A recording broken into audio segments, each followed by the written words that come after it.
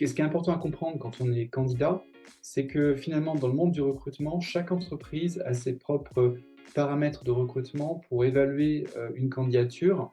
Alors pour certaines entreprises un petit peu plus classiques, ça passera par un CV très très détaillé, ça passera par une lettre de motivation qui sera signée, ça passera par l'envoi de certificats de travail, ça s'arrêtera là, et puis ensuite il y aura un, deux, voire trois entretiens.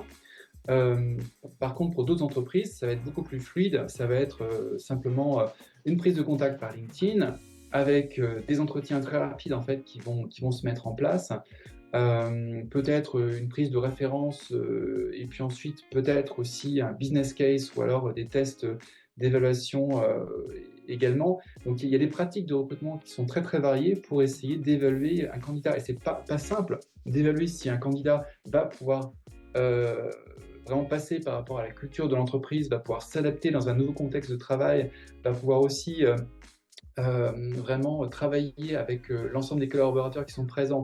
Il y a tellement de paramètres que finalement, il y a beaucoup de pratiques de recrutement.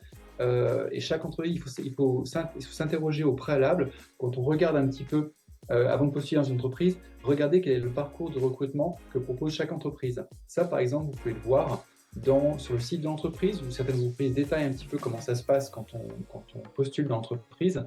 C'est important pour comprendre un petit peu des fois les retards qu'il peut y avoir pour fournir des feedbacks de la part de l'entreprise. Et puis aussi être plus performant justement dans la candidature et fournir les bons éléments au bon moment. Voilà.